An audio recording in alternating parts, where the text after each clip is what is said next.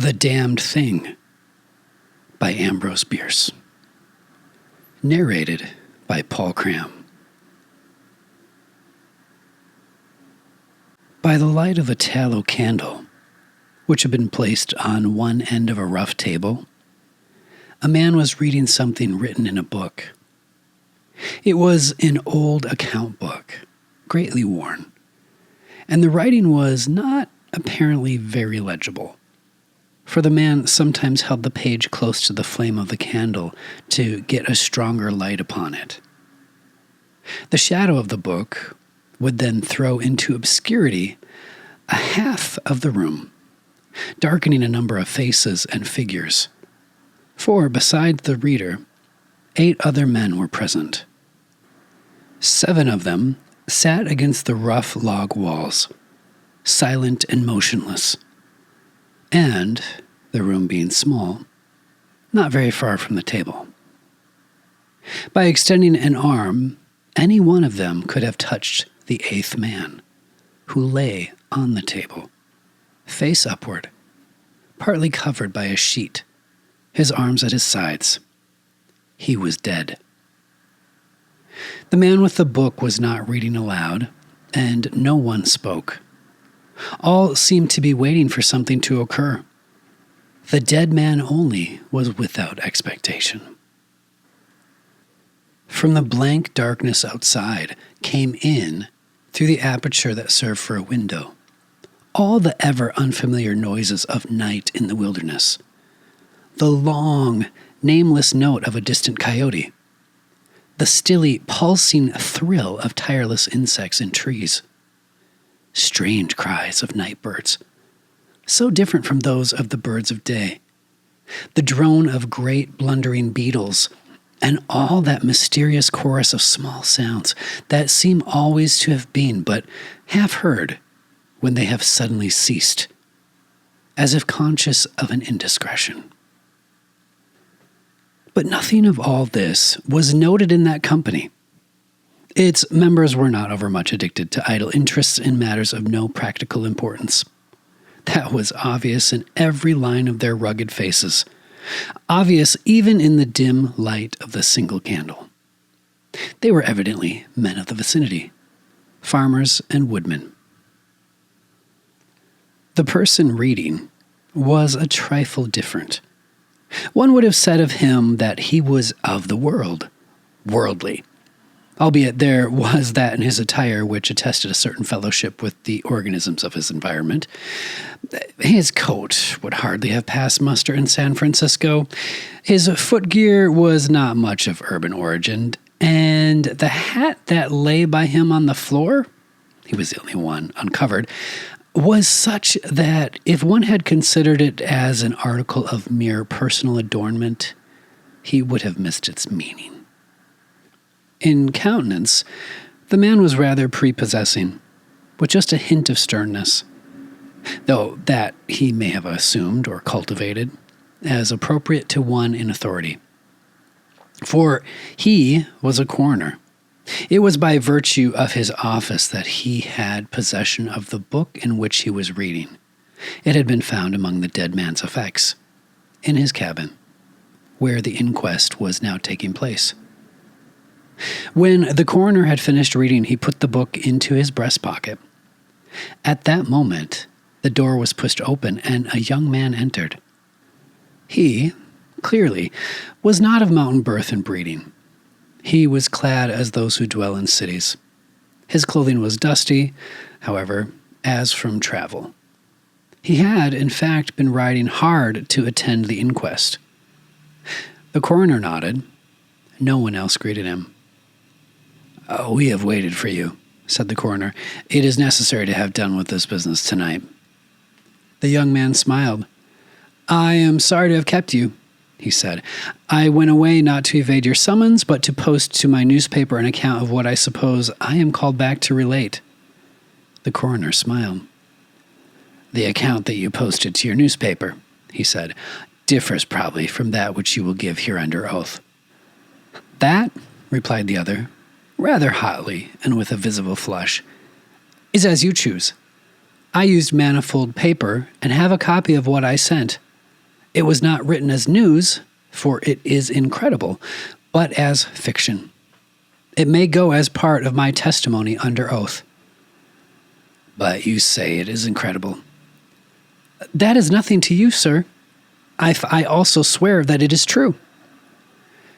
The coroner was apparently not greatly affected by the young man's manifest resentment.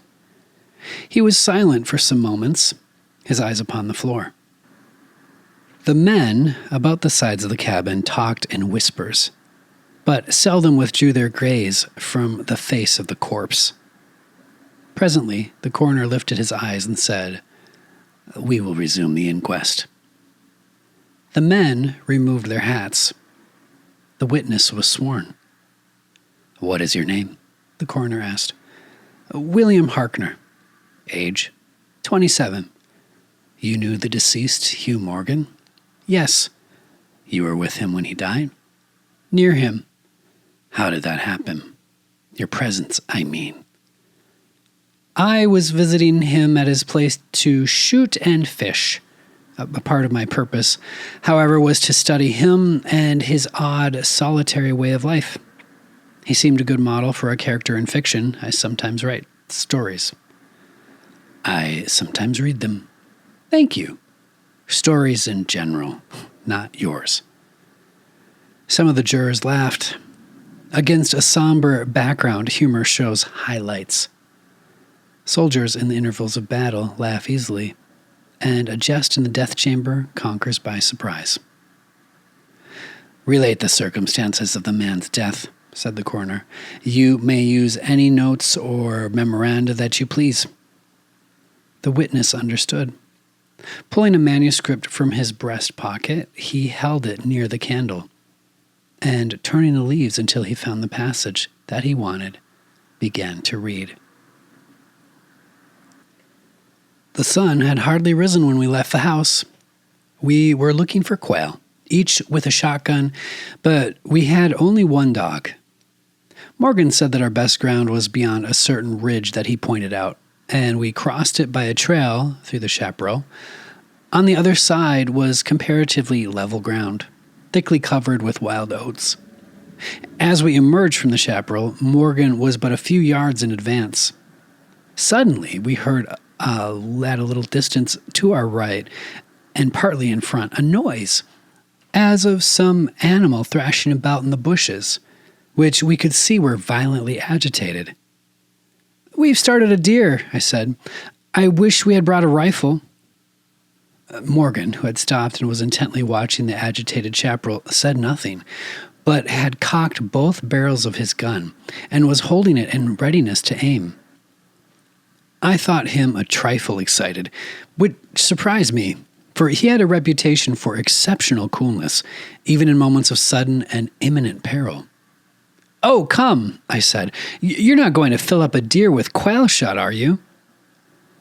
Still he did not reply. But catching a sight of his face, as he turned it slightly toward me, I was struck by the pallor of it.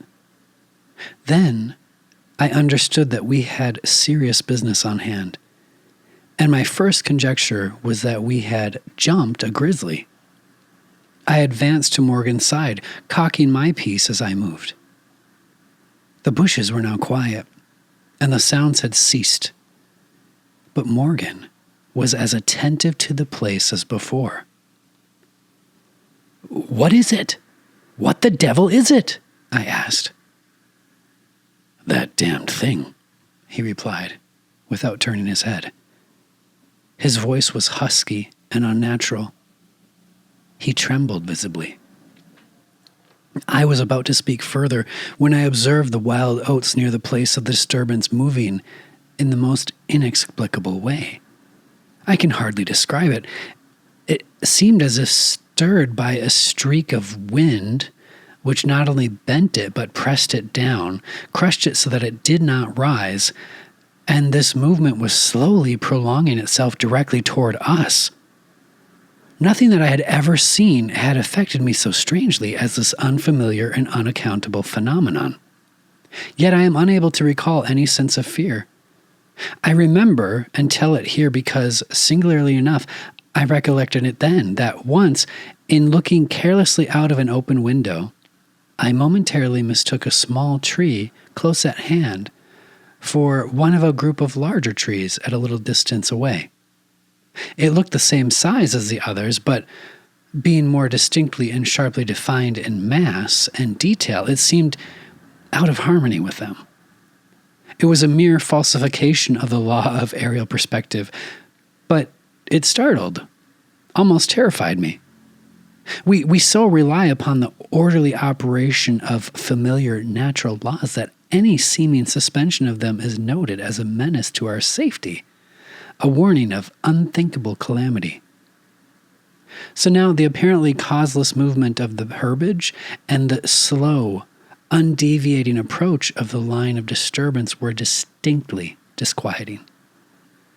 My companion appeared actually frightened, and I could hardly credit my senses when I saw him suddenly throw his gun to his shoulders and fire both barrels at the agitated grass.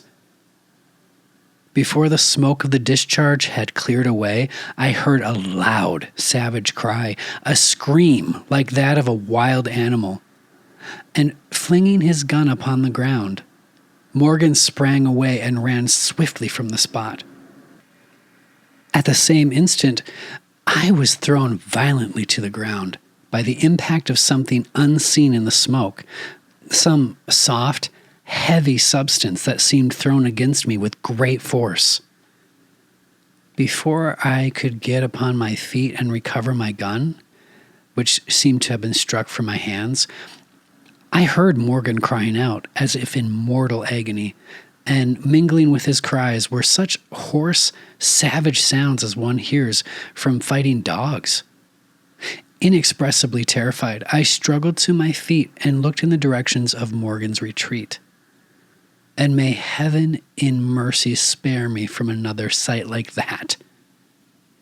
At a distance of less than 30 yards was my friend, down upon one knee, head thrown back at a frightful angle, hatless, his long hair in disorder, and his whole body in violent movement from side to side, backward and forward. His right arm was lifted and seemed to lack the hand. At least I could see none. The other arm was invisible. At times, as my memory now reports this extraordinary scene, I could discern but a part of his body. It was as if he had been partly blotted out. I cannot otherwise express it. Then a shifting of his position would bring it all into view again. All this must have occurred within a few seconds, yet in that time Morgan assumed all the postures of a determined wrestler vanquished by superior weight and strength. I saw nothing but him, and him not always distinctly. During the entire incident, his shouts and curses were heard, as if through an enveloping uproar of such sounds of rage and fury as I had never heard from the throat of man or brute. For a moment only, I stood irresolute. Then, throwing down my gun, I ran forward to my friend's assistance. I had a vague belief that he was suffering from a fit or some form of convulsion. Before I could reach his side, he was down and quiet. All sounds had ceased, but with a feeling of such terror as even these awful events had not inspired, I now saw the same mysterious movement of the wild oats prolonging itself from the trampled area about the prostrate man toward the edge of the wood. It was only when it had reached the wood that I was able to withdraw my eyes and look at my companion. He was dead. The coroner rose from his seat and stood beside the dead man. Lifting an edge of the sheet, he pulled it away, exposing the entire body, altogether naked and showing in the candlelight a clay-like yellow. It had, however, broad maculations of bluish-black, obviously caused by extravasated blood from contusions. The chest and the sides looked as if they had been beaten with a bludgeon. There were dreadful lacerations, The skin was torn in strips and shreds. The coroner moved around to the end of the table and undid a silk handkerchief, which had been passed under the chin and knotted on the top of the head. When the handkerchief was drawn away, it exposed what had been the throat. Some of the jurors who had risen to get a better view repented their curiosity and turned away their faces. Witness Harker went to the open window and leaned out across the sill, faint and sick. Dropping the handkerchief upon the dead man's neck, the coroner stepped to an angle of the room and from a pile of clothing produced one garment after another, each of which he held up a moment for inspection. All were torn and stiff with blood. The jurors did not make a closer inspection.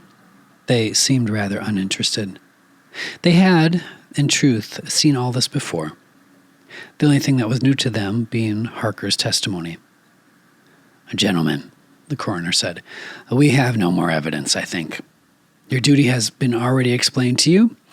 If there is nothing you wish to ask, you may go outside and consider your verdict." The foreman rose, a tall, bearded man of 60, coarsely clad. "I should like to ask one question, Mr. Coroner," he said. "What asylum did this your last witness escape from?" "Mr. Harker," said the coroner, gravely and tranquilly, "from what asylum did you last escape?" Harker flushed crimson again, but said nothing. And the 7 jurors rose and solemnly filed out of the cabin. "If you have done insulting me, sir," said Harker, as soon as he and the officer were left alone with the dead man, "I suppose I am at liberty to go?" "Yes." Harker started to leave, but paused, with his hand on the door latch. The habit of his profession was strong in him, stronger than his sense of personal dignity. He turned about and said, "The book that you have there? I recognize it as Morgan's diary. You seem greatly interested in it. You read in it while I was testifying. May I see it? The public would like—" "The book will cut no figure in this matter," replied the official, slipping it into his coat pocket. "All the entries in it were made before the writer's death." As Harker passed out of the house, the jury re-entered and stood about the table on which the now covered corpse showed under the sheet with sharp definition. The foreman seated himself near the candle, produced from his breast pocket a pencil and scrap of paper, and wrote rather laboriously the following verdict, which, with various degrees of effort, all signed. "We, the jury, do find that the remains come to their death at the hands of a mountain lion. But some of us thinks, all the same, they had fits." In the diary of the late Hugh Morgan are certain interesting entries having possibly a scientific value as suggestions. At the inquest upon his body, the book was not put in evidence. Possibly the coroner thought it not worth while to confuse the jury. The date of the first of the entries mentioned cannot be ascertained. The upper part of the leaf is torn away. The part of the entry remaining is as follows. "Would run in half a circle, keeping his head turned always toward the center, and again he would stand still, barking furiously. At last he ran away into the brush as fast as he could go. I thought at first that he had gone mad, but on returning to the house found no other alteration in his manner than what was obviously due to the fear of punishment." Can a dog see with his nose? Do odors impress some olfactory center with images of the thing emitting them? September 2nd. Looking at the stars last night as they rose above the crest of the ridge east of the house, I observed them successively disappear from left to right. Each was eclipsed but an instant, and only a few at the same time. But along the entire length of the ridge, all that were within a degree or two of the crest were blotted out. It was as if something had passed along between me and them, but I could not see it. and the stars were not thick enough to define its outline. I don't like this. Several weeks' entries are missing, 3 leaves being torn from the book. September 27th. It has been about here again. I find evidences of its presence every day.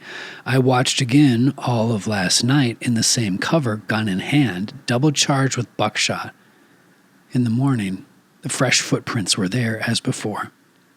Yet I would have sworn that I did not sleep. Indeed, I hardly sleep at all. It is terrible, insupportable. If these amazing experiences are real, I shall go mad. If they are fanciful, I am mad already. October 3rd. I shall not go. It shall not drive me away. No, this is my house, my land. God hates a coward. October 5th. I can stand it no longer. I have invited Harker to pass a few weeks with me. He has a level head. I can judge from his manner if he thinks me mad. October 7th. I have the solution of the problem. It came to me last night, suddenly as by revelation. How simple, how terribly simple. There are sounds that we cannot hear. At either end of the scale are notes that stir no chord of the imperfect instrument, the human ear. They are too high or too grave. I have observed a flock of blackbirds occupying an entire treetop, the tops of several trees, and all in full song. Suddenly, in a moment, at absolutely the same instance, all spring into the air and fly away. How? They could not all see one another. Whole treetops intervened. At no point could a leader have been visible to all. There must have been a signal of warning or command, high and shrill above the din, but by me unheard. I have observed, too, the same simultaneous flight when all were silent, among not only blackbirds but other birds, quail, for example, widely separated by bushes, even on opposite sides of a hill.